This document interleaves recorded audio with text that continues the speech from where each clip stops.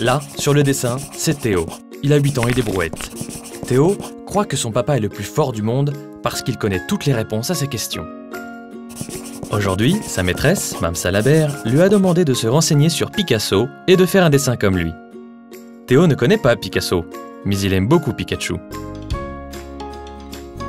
Le lendemain matin, au petit déjeuner, Théo a demandé à son papa qui était Picasso. Son papa a trouvé que ça tombait bien parce qu'à son travail justement, il s'occupe d'un projet pour un grand musée. Il avait l'air très fier. Théo a pensé que son père ressemblait au pan du zoo quand il fait la roue, mais qu'il n'avait toujours pas la réponse à sa question. C'est alors que son papa s'est mis à lui raconter l'histoire de son projet. Un jour, un monsieur, le chef du musée Pompidou, a décidé que toutes les œuvres, que tous les tableaux du musée devaient être accessibles à tout le monde sur Internet. Ça représente des milliers de peintures, de sculptures, de photos, de vidéos et de textes. Alors, la dame qui fait la communication du musée a contacté Logica, la société où travaille papa, qui d'ailleurs fait maintenant partie de CGI. Théo a imaginé des tableaux sur le PC de son papa, mais aussi sur la tablette de sa maman. Puis, son papa a continué l'histoire.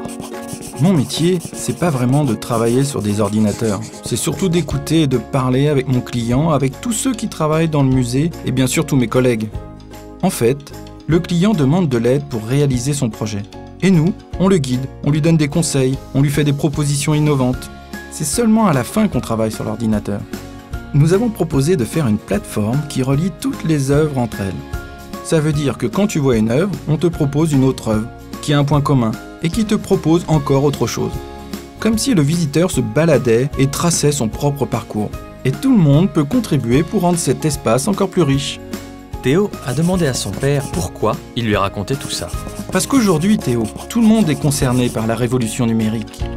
Son père s'est alors rendu sur www.centrepompidou.fr, il a tapé Picasso et Théo a pu faire son dessin pour l'école.